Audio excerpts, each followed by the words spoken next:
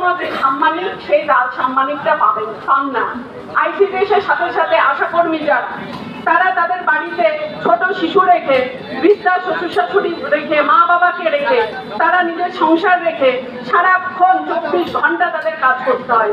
রাত্রি 12টা, রাত্রি 1টা, 3টে, যে কোনো সময় কোনো সন্তান বাবা মা তার সেই সময় সে হসপিটালে যাবার প্রয়োজন পড়ে গেল, তার সন্তান জন্ম হবে, সেই দিদিটা সেই রাত্রি 3টের সময়, রাত্রি 1টার সময় সে বাড়ি রেখে নিজের সন্তানকে রেখে সঙ্গে সঙ্গে কিন্তু সেই মাটাকে নিয়ে হসপিটালে পৌঁছতে হয়। তারা কিন্তু তাদের কাজে সেই ন্যূনতম বেতনটুকু পান না। তাই এই যুব সংগঠনের দাবি, আমাদের দাবি, আইসিডিএস কর্মী, আশা কর্মী, তারা যাতে তাদের এই ন্যায্য মূল্যটুকু পায়, তাদের সাম্মানিকটুকু পায়, তাদের কাজের বেতনটুকু পায়, সেই দাবিটা সামনে রাখা। আপনারা দেখেছেন আরজিকর নিয়ে গোটা পশ্চিমবঙ্গ না, শুধু ভারতবর্ষ না, আরজিকরকে সামনে রেখে বিদেশেও বড় আন্দোলন হয়েছে। আরজিকরের ঘটনায় এমন কেউ নেই আমার মনে হয় না সে জানে না।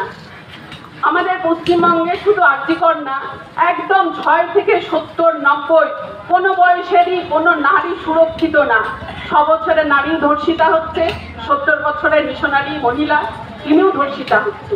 আমরা দেখেছি যেমন আরজিকর, আমরা তেমনি দেখেছি কালীগঞ্জ, আমরা দেখেছি কামদুনির ঘটনা গা শিউরে দেওয়ার মতো আপনারা দেখেছেন। পা ফেড়ে, পা চিরে, দুখণ্ডিত করে সেই মহিলাটাকে মেরে ফেলা হয়েছিল রেপ করার পরে।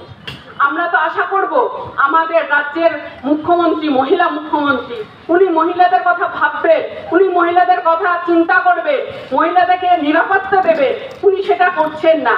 উনি কোথাও কোনো মহিলাকে, কোনো মেয়েকে নিরাপত্তা দিচ্ছেন না।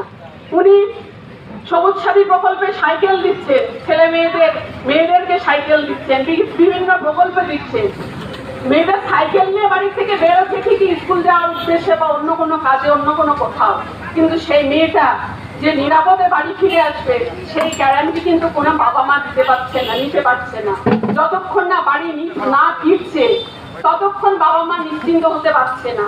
শুধু মেয়েটা না, একেবারে বাড়ির প্রতিটা মানুষের ক্ষেত্রে, যুবদের ক্ষেত্রেও তাই। আমরা হামেশাই দেখছি অমুক জায়গায় মার্ডার হয়ে পড়ে আছে, অমুক জায়গায় খুন হয়ে পড়ে আছে।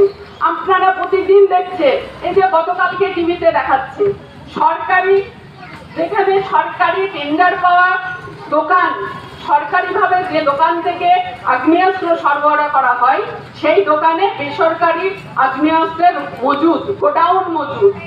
সেই গোডাউন থেকে না জানি কত অস্ত্র কত জায়গাতে চলে গেছে, পৌঁছে গেছে। মানুষ আজকে সহজে হাতে বন্দুক পেয়ে যাচ্ছে, পিস্তল পেয়ে যাচ্ছে।